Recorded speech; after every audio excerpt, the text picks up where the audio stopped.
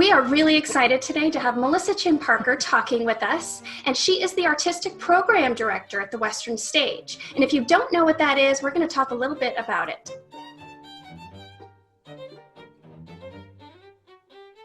So tell us about your role as Artistic Program Director. What exactly is that?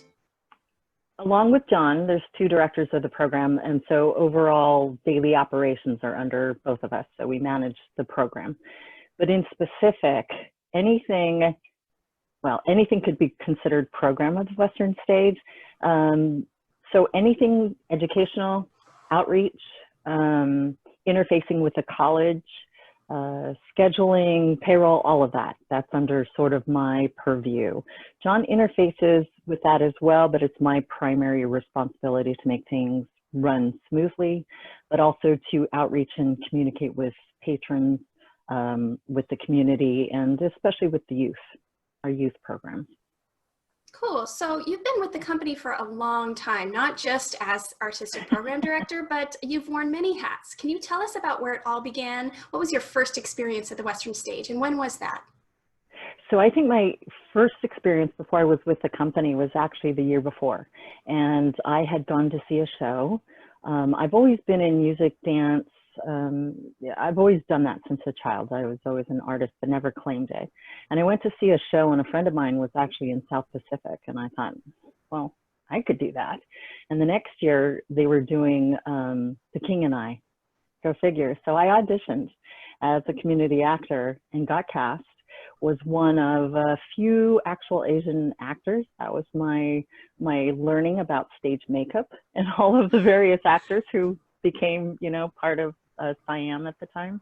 But that was my very first experience, was as a community actor, singer, dancer, chorus member. That was the very first one. Okay, so after that, how did you transition to being a community actor to working on staff?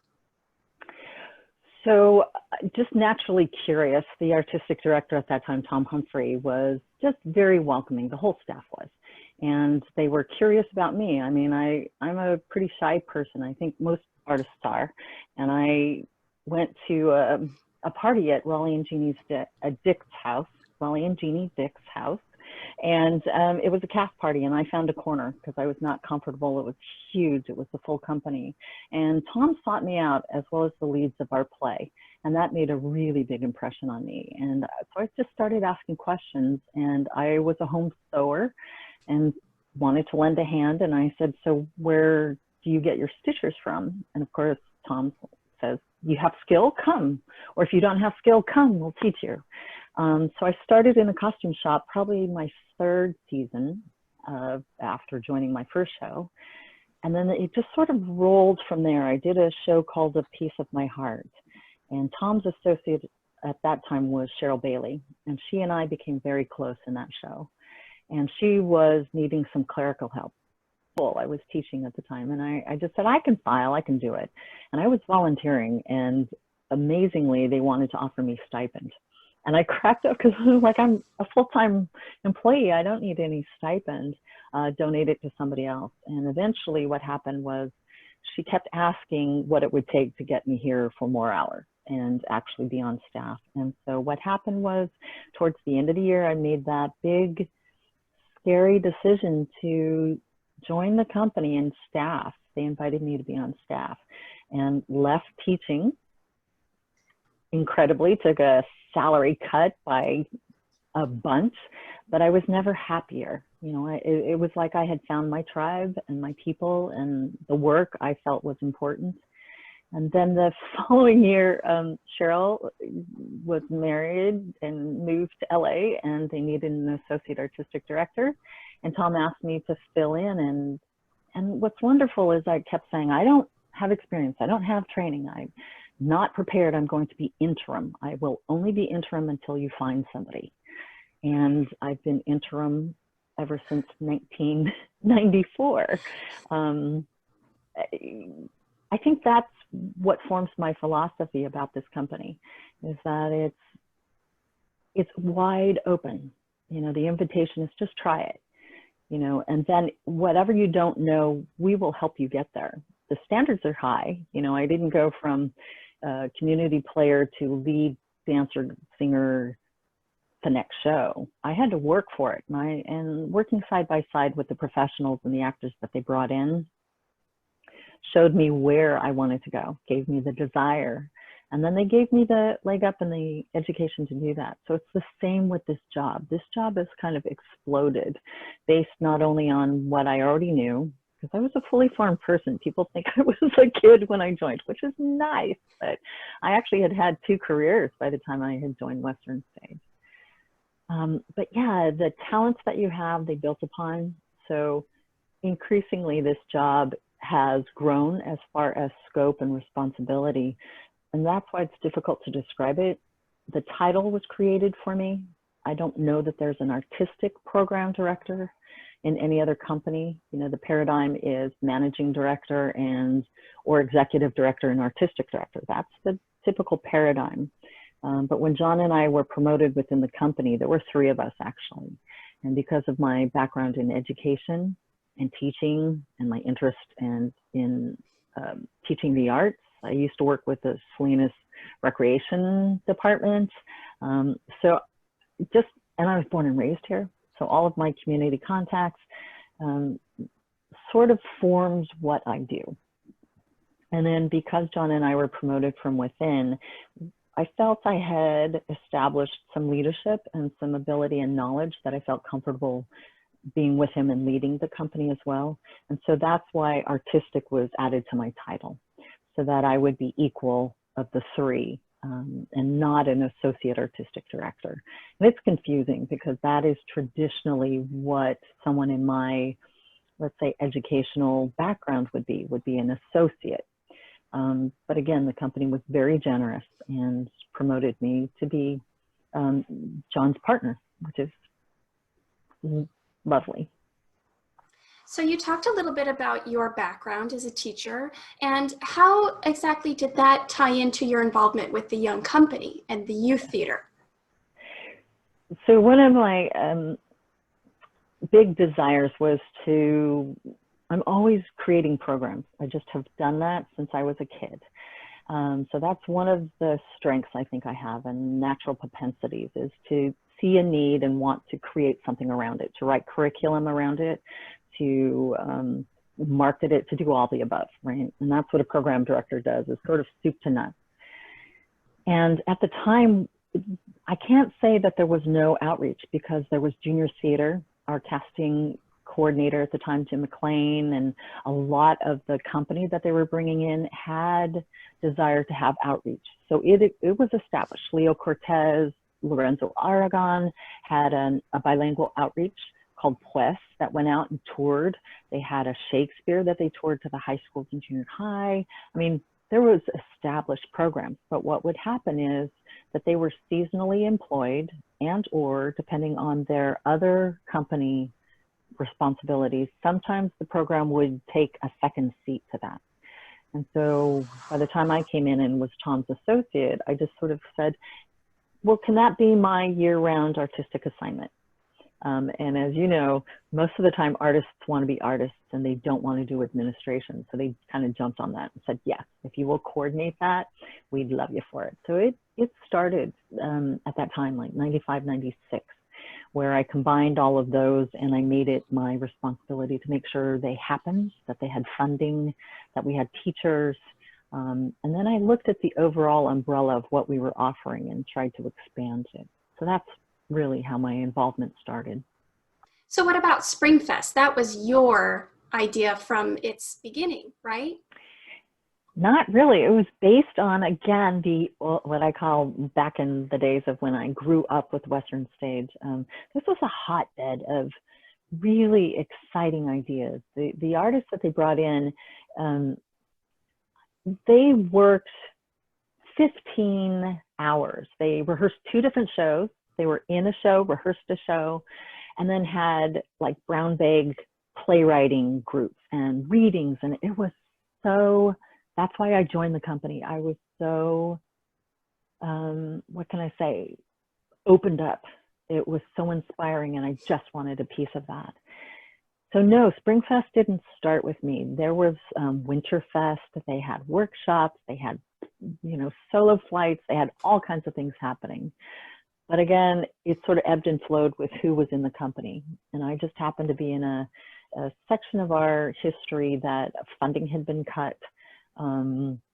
The college took us over as a program. So things shifted. So I can't claim Springfest. But what I will say is that having taken on administration and direction of the program, I had less and less time to do the art part and less opportunity. So yeah, when Springfest started, it was because those were all the things I wanted to do, all the classes I wanted to do, all the people I wanted to work with, and then to continue the philosophy of bringing younger artists in who may not quite be ready to be on the design team or the directing teams in the rep because they just didn't have the opportunity or experience yet, or they just didn't fit the material. That's when I thought, okay, that's what Springfest could be about, right? So we had young choreographers, such as yourself, young designers, young musical directors, actors who wanted to, of course, have a lead role, but they weren't ready. So Springfest was a great place to put them into, to give them those skills, master classes to get them there. And then also as a director, I wanted those opportunities. So selfishly, I chose things that I wanted to direct and gave myself that assignment. So that's really what Springfest did. Let's talk about your experience directing. You have done a couple of projects with the Western Stage and elsewhere. What are some of your proudest moments as a director? I saw that question. I was like, oh no, I have no answer. I think like any artist, the most recent thing that you have has your heart, deeply. I think memorable things that stick with me are when I got to direct The Baker's Wife at York School. Joyce Lauer Sherry, who was in casting at Western Stage and a dear mentor of mine, is the dean of students there, and at the time she was their theater teacher.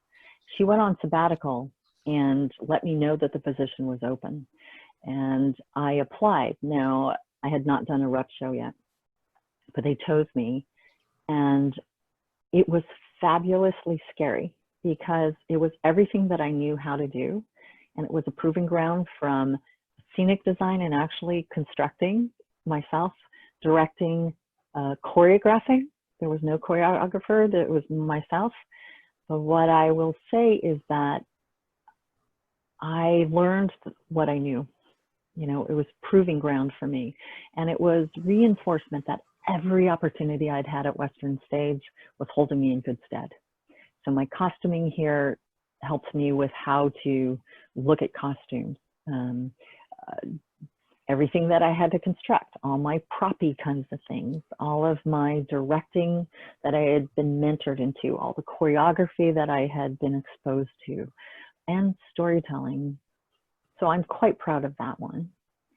The other one that happened was, I think, two actually recently, Emma, a pop musical, and Quilters. Those have been two main stage musicals in Springfest that were actually, I would say, my first experiences on the true main stage, from wing to wing. Before that, we would condense the stage and bring it forward and only use the lip of it. But those were two fully produced musicals, and I was quite pleased again to find out that I knew what I knew and that I had learned that. And then the one that you two attended, thankfully, this weekend was our final rehearsals, which we had to move from campus because of COVID-19 onto Zoom. And that was a huge learning curve for me as well as a director. But yeah, I'm very proud of that and the cast, that to hear audience members like you say that they actually got engaged and they could tell the story and they could follow it, and the commitment of the actors, and even without the bells and whistles, which kind of proves what I believe, the power of the word, a strong story, the power of the actor, and commitment, right? That's all you need. So those are the ones that stick in my mind. Now, since you are so busy being artistic program director, you don't have as much time as perhaps you used to act on stage, but you have done many shows with us. Can you tell us about some of your most memorable moments as an actor? I knew you were going to say that too. Memorable, memorable. Oh my gosh. Quick litany of it. Of course, my first show, King and I, because it was my first. You know, you always remember your first. After that was Carousel, in which I had a difficult time with the director, and actually as a community member, I left the show. But the choreographer, who's Diane Jones Wigley, many different names, actually called me up and said, no, you cannot quit the show. I need you. I want you. I have plans for you. I will make sure it's worth your time. So budding friendship happened there, and my continued stage time with Western Stage continued after that. The Waiting Room was a comedy drama that John chose and kept saying, hey, this is a really great role for you. It's a good step up. But when I read it and when I had researched it, it was sort of slapstick, the character. And I did not want to be an Asian stereotype. And I avoided it. I avoided it. And then staff talked to me and they said, you know, you do know that you can make this your own as much as you can. And I think the success in that was that just because of who I am as an actor, I just approached it differently. It was still a comedy, but it was true to form. I found out that I was funny, which I didn't think I was. And again, the biggest comment was two things. One, John Light, who was the managing director at the time, came in and he said, we're changing the whole marketing campaign because it's not what we thought. It is more elegant and graceful and important than that, which I felt very proud of. And the first moment where I knew I had the audience, it was in the studio. You could hear a pin drop. And that was an amazing experience because they wanted to laugh. There was a stereotypical joke in there that I did not react to, that I decided to interpret differently. And it changed the whole temperature. And so that's memorable to me. And then, of course, my two more, Wizard of Oz was the first time that John directed me. So that has special meaning to me.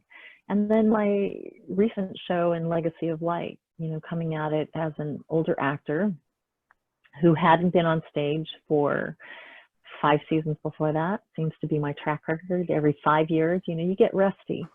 So it became less familiar, but oh so wonderful because I've learned so much. It was really a lovely chance to be embraced by a gentle director who reestablished that I did know what I was going to do, but that I needed to practice. So that was a lovely thing. So that's my whole litany in my 30 some odd seasons. Not that they're not important, but, oh, sorry, can't leave this one out, East of Eden. I don't even know how I didn't have that at the top of my list, but for those of us who were fortunate to be here at the time, I got to work on the costumes for the first iteration in '92, in the '94 show, and then to watch it again in 2000. And I have to say that that is a cornerstone work and a signature work of ours. Some of us even went to Chicago to see Steppenwolf, and it was very, very professional, but I think our version, and I'm sure they're going to say because we live in Salinas, California, and we're of Salinas, but it was a powerful 9-hour work of art. It was gorgeous from the stage. The pictures that I saw Tom set up on stage, and the team, I have to say, the whole team. And I know you've talked to folks about that, but it was gorgeous from the audience as well as being on stage, and you just were engulfed in this amazing experience that we hope to be able to digitize and share, because I don't think we'll be able to do that again. So yeah, those are my favorites. So while the campus is going to be closed for the next indefinite amount of time, I hear you have some plans for the summer that people can get excited about. Tell us about those plans. Sure. So John and I had talked about this season, 2020, being the home season. We did not mean that we were going to be sequestered at our homes. We really meant it for alumni to come home, to reestablish home, to create home for new actors, all of that. So in that theme, I am inviting some alumni that I know personally from our past as well as present, who have leveraged their acting careers, who were actors with us but have gone on into different directions. So we have an actor who actually was in East of Eden, who's now a professional headshot photographer down in LA. We have one of our, who was our lead ingenue actor, dramatic actor, coming in. She's a casting director. She's going to talk about the process, what it looks like from the table. She's going to take people through some exercises, etc., give them feedback, which is exciting. One of our young company is coming back. He is now starting with his girlfriend to foray into voiceovers, and they just got their own home studio.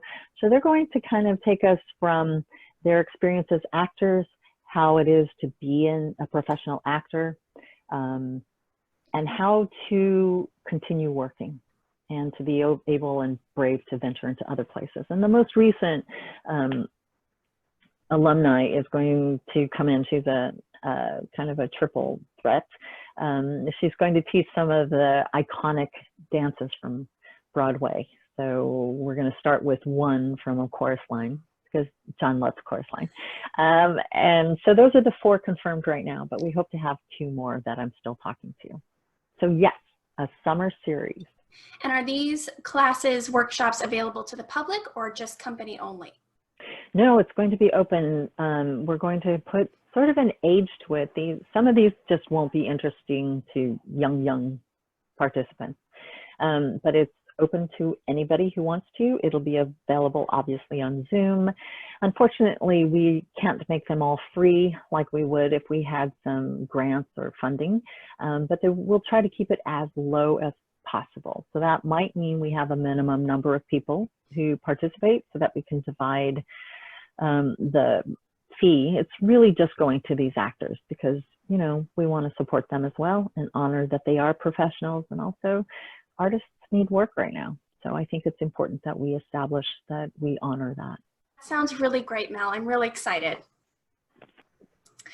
So Mel, tell us how you've been doing with the shelter in place. How are you keeping busy? Oh gosh. So I don't think I'm unbusy, but I think what's happened, which is really lovely, and I will admit to it, that things have slowed down for me. Springfest is always such a race.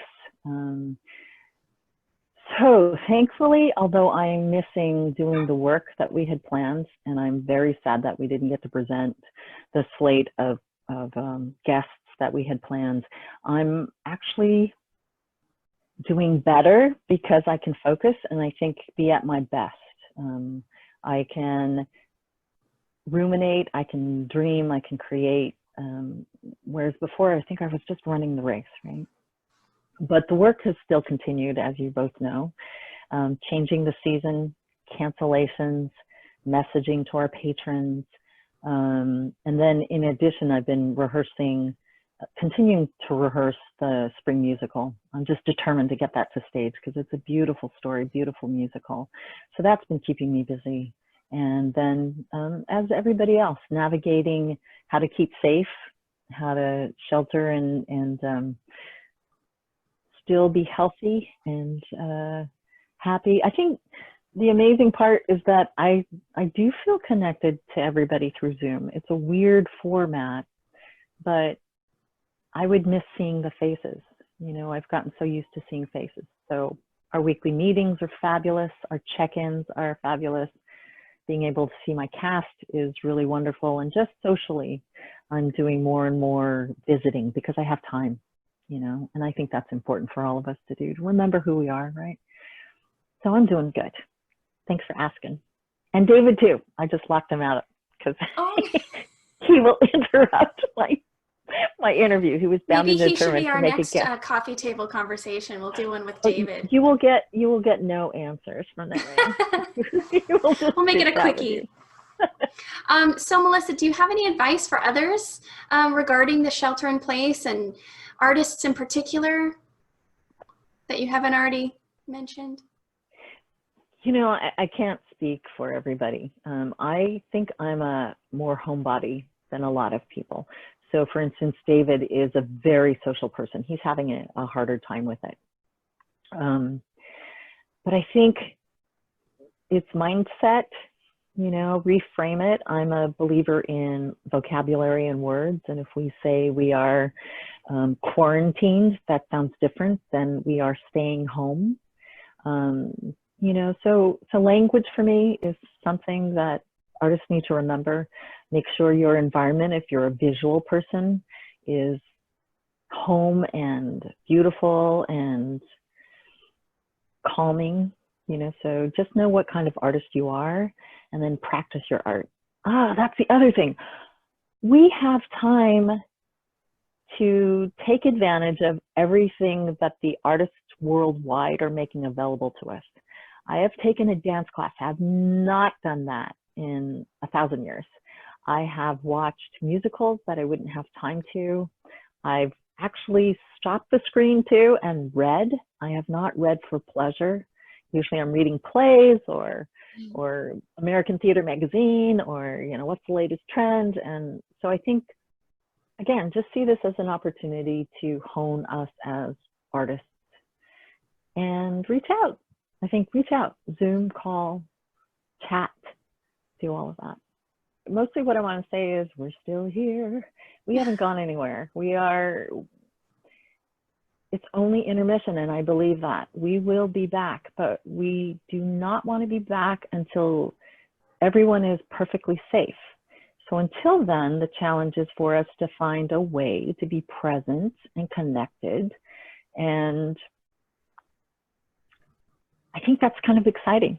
I see that as a really exciting challenge that, again, we have time to mess around with and figure out. And there's all kinds of things we're learning.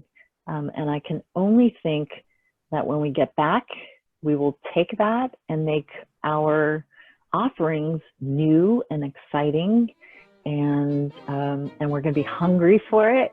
So it's only intermission. Hashtag it's only intermission. Hashtag the Western States. We're still here. Well, we hope you enjoyed this chat, and we look forward to our next coffee table conversation. Until then, stay healthy.